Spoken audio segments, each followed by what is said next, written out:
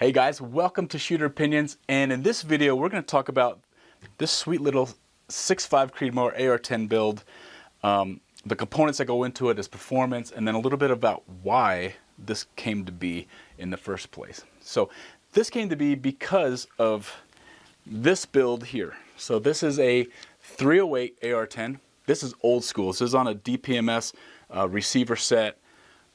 It's heavy. It's 17.8 pounds as seen. I mean, this is a heavier US optic scope with mount, got a heavy duty suppressor on it. Like, nothing about this is lightweight. And because of that, I was out on a hog hunt and with night vision on and helmet and this thing in a razor, and it was just kind of unwieldy. It was just big and heavy, and I was like, man, I can do better. Like, this is a 13-year-old rifle, and there's better components out there. We can go with a carbon fiber barrel and just a little bit lighter and still have that performance. The other thing that really made me go into why I chose the components I did is because everything I learned from this build back, 12, 13 years ago, a lot of the stuff on the AR10s wasn't standardized, and I literally was ripping my hair out on all the component compatibility with that build. So changing out buffer tubes, or not buffer tubes, but the buffers, the springs, changing out weights, drilling out the gas port, like everything. Had to actually get the headspace adjusted to get this thing to run right. I was getting 2 or 3 rounds out of it, and then it was choking up. And literally 6 months of just going back and forth and trying different configurations to get it to actually work. Really tried my frustration, but I learned so much, and because of that, I took what I learned and put it into this build, and this has been really a dream to shoot. This has been a super easy project, and hopefully you can take what I learned on that one and use it for your own build. So with that said, let's just jump into the components real quick. We're going to start back here. This is a FAB Defense RAPS-C. This is a carbine stock. Okay, but it's fully adjustable and it's rapidly adjustable. So you just open this lever, length of pull opens up, you can adjust your cheek piece, and then when you find the spot you want, you just lock this in place and you're good to go. It has flush cups on the rear, flush cup up front, and this is on an Aero buffer tube with the buffer, their standard buffer and spring as well. This has an ambidextrous charging handle from Aero. Has an extended latch, which is great because now we don't have to go underneath the scope to find this little lever on the side and have very little power to actually operate that. So having this extended latch, you can just grab on the side and work it. So that's been a super nice little charging handle.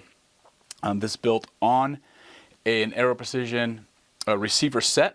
And the reason I'm going all Aero was because I wanted maximum compatibility. I didn't want to have anything that's not going to work well together. So I'm like, I need to stick to the same company. And I got a decent deal. There's a sale. I forget who had the sale, but I ended up buying all the Aero I could and maximizing that compatibility. And it worked really, really well. So anyway, with that said, Aero Precision Receiver set and handguard, charging handle. I think even the parts kit was from Aero. One thing that wasn't was the bolt carrier group. This is a fail zero bolt carrier. I took the bolt out. I actually changed out the bolt with the JP high pressure bolt. So what was happening with the standard, just that standard bolt, I was having primers getting ejected out of factory ammunition. So these are just straight factory rounds, and I was having really bad cratering and literally 4 or 5 primers just getting ejected right out of the brass. And the only thing I could think was to go ahead and spend the money and get this JP high pressure bolt, or enhanced bolt they call it. And it worked. All I did was change out that bolt, and holy crap, this thing, it ran great before, but now I could run all that ammunition and have no problems with pressure. There was no cratering, no nothing, exact same ammunition. So whatever those guys did with this bolt, they knocked it out of the park. I know one thing is the firing pin itself is a little bit smaller diameter, so the flash hole ends up being a little bit smaller, and I think that has a lot to do with how much pressure it can hold in there. And they may have some other geometry that they did on it, but whatever they did, whatever voodoo they did, made it work, and I like it enough to where I bought two, so that I can stick one in this build here and then not have any problems with that either. So moving forward, this is their Atlas S1 handguard. I will be changing this out. The only reason being, like when I chose this, I was thinking lightweight. So this is like minimalistic, fore-end, as skeletonized as possible, no Picatinny rail, but I actually need the Picatinny rail. So I went a little bit too far on weight with this because I can't run clip-on thermal or clip-on night vision without having rail. So I'm going to go ahead and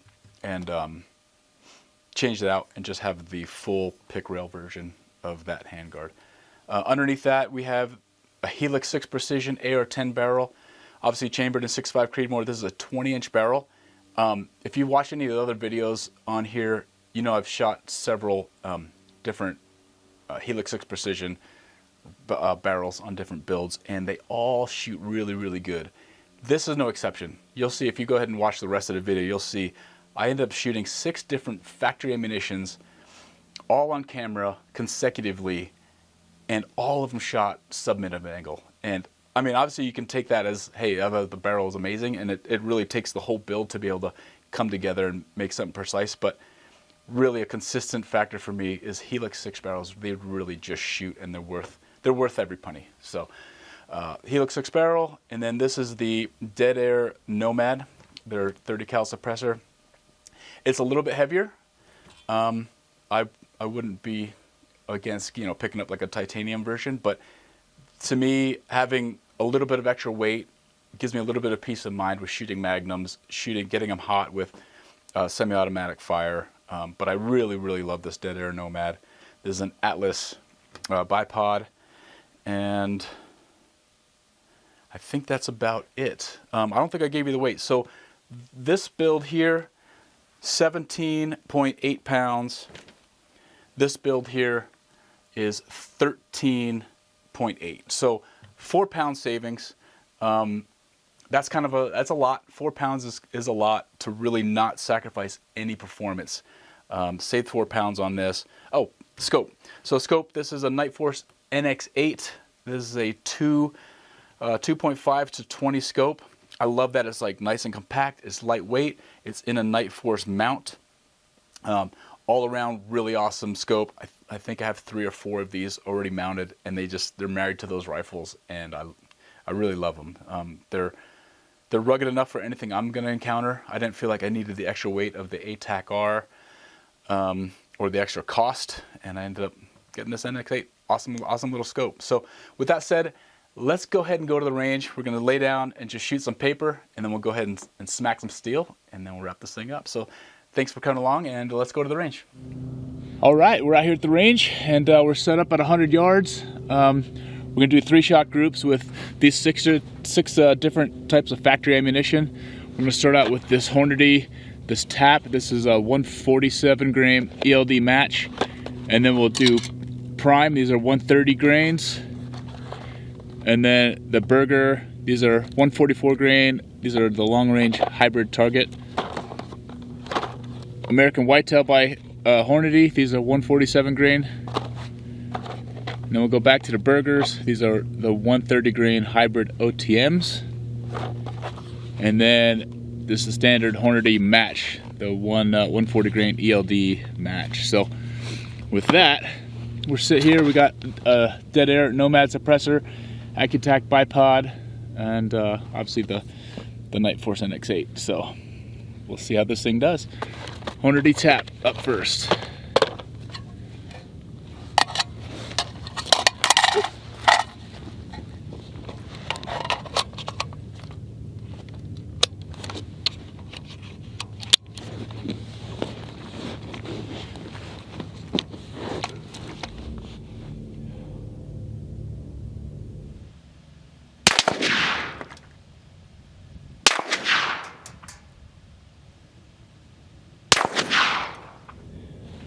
All right, not too bad.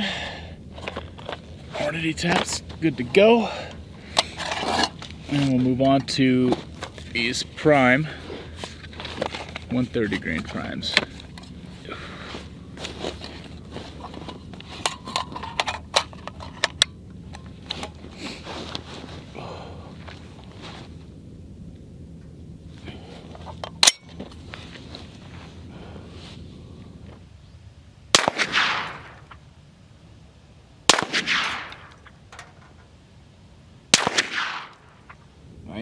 Another nice group.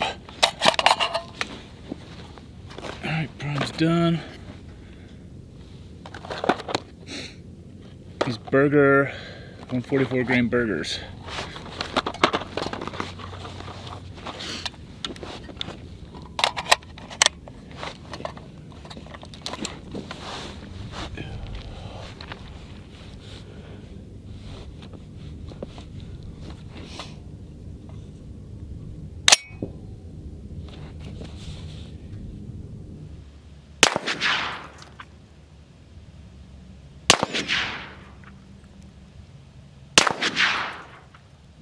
Bam, another good one.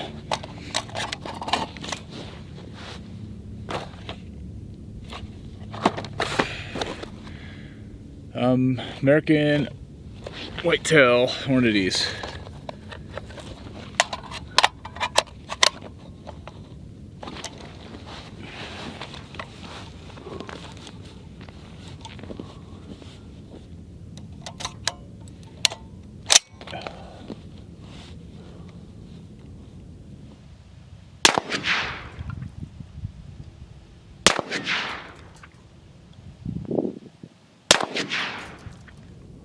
Dang, another good one. All right, moving on to burgers. These are 130 grain.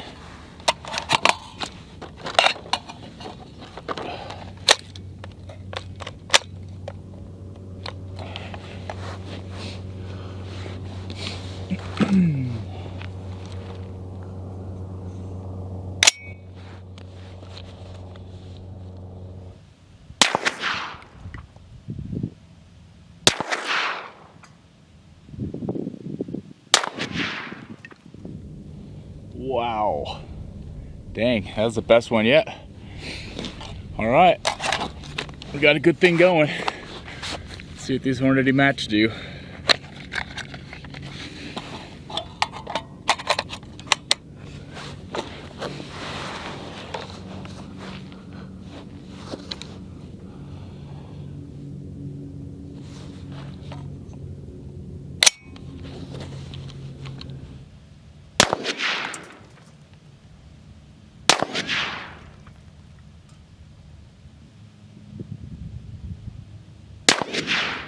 Oh, man. Last shot of the string. We're doing so freaking good. On all those, we had freaking 5 amazing shot groups, and then the last one, I freaking pull it. Oh, man, but all they shot really dang good. I'm very happy with how this performed over such a wide range of ammunition. 6 different types of factory ammo generally is not going to shoot that well, but these shot great, so I think I'm happy with that. Let's go off and shoot some steel. All right, so we're out here at the steel range, and yeah, what a difference a week makes. Just last week we're shooting that paper, and you know, it was like 50 degrees and sunny, and here we are a week later, it's 30 degrees and snow. So a couple of our targets out there are covered, but we're going to be able to get out to just about 600. I don't have a spotter today, which I have to spot my own rounds, which shouldn't be too bad, but we'll see how this thing goes. And let's go for the 442 first. And then we're going to be shooting these the Hornady tap. These are those 147 grains. I chose those. I mean, all of them shot really good. It's just that one I just have the most of, so we're gonna send that and getting some data with the Garmin, and as we get more shots, I'll update the calculator and see if we can get some good impact. So there you go. Let's go for it. We're gonna go for this 442.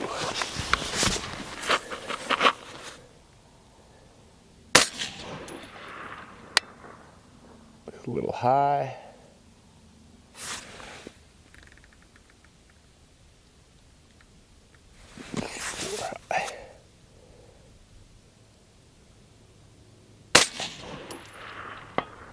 Impact.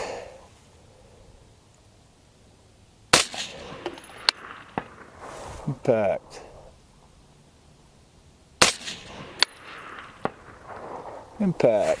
All right. A little more on the velocity than expected, so we're at 2,600 feet per second. Whew. Okay. Next one is just under 500.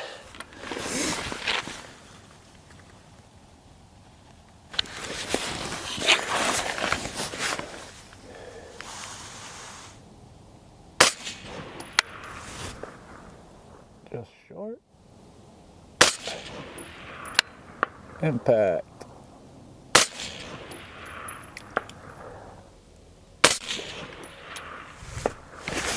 Impact. Next up.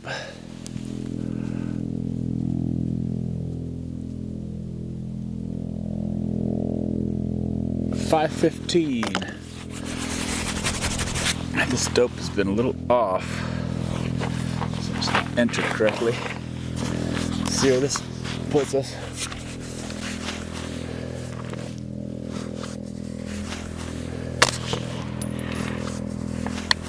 Impact.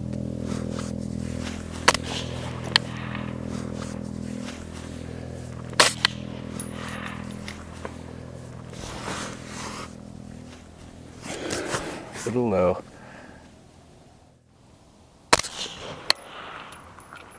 Impact.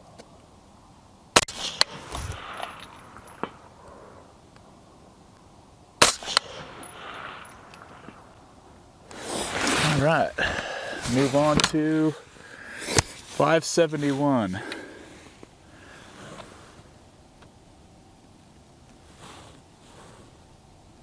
We're gonna go right at 11 minutes and see what happens.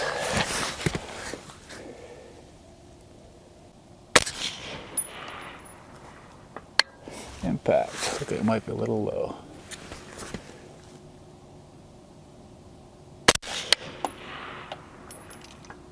Impact.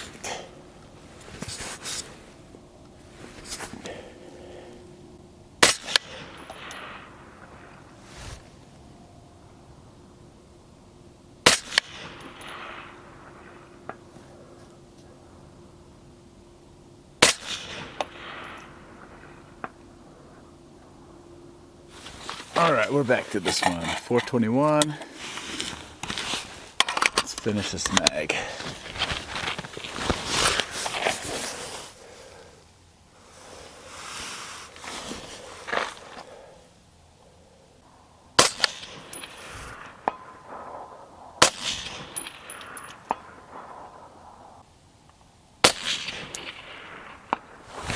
Boom. All right, so it couldn't end on that. I mean, let's be honest, 600 yards and really big targets just isn't all that impressive for a good high precision rifle. So we came out here to North Springs in Price, Utah, and we got a little cowboy out there at 1,000 yards. And looks like shoulder to shoulder, he's 2 minutes across. And about 2.5 minutes high. So small target, 1,000 yards, and we're gonna see how this does. We're gonna use these Hornady taps, and took a couple shots earlier, so the elevation should be good, and we'll see if our wind still holds. But here we go. See how we go. Jeremiah, spot her up. Spot her up. I'm seeing a left to right now. Why don't you just hold the left shoulder? Left shoulder. Yes, sir. Elevation center, going left shoulder. Send it. You were just off the left, so let's hold straight up. Straight up. They're going to. Impact. Impact. Where was it? 3 o'clock, about 3 inches from center.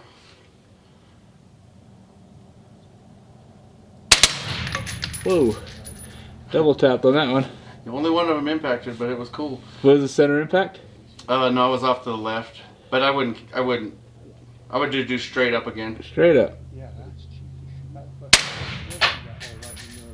Impact, same place, 3 o'clock, about, I don't know, 2 inches from center. Okay. If you really wanted to be particular, you could hold, you know, a quarter. That was off left edge. Elevation was good.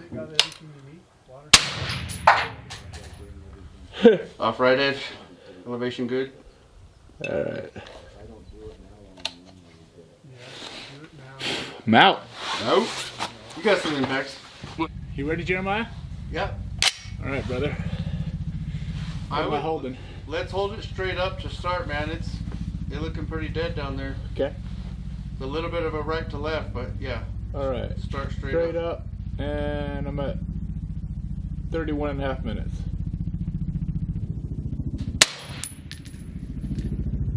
Oh. That was off the right shoulder. So go right 2, then maybe come, yeah, just do right 2 and send one. Okay.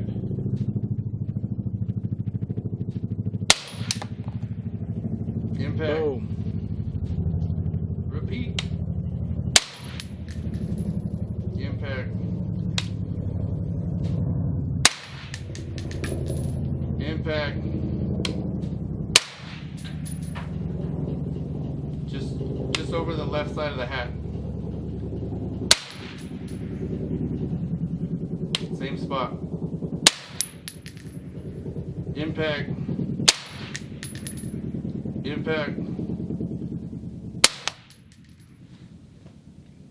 Boom, there we go. We got on it that time. So we ended up actually coming down to, was it 29.5 minutes? And that got us on pretty well.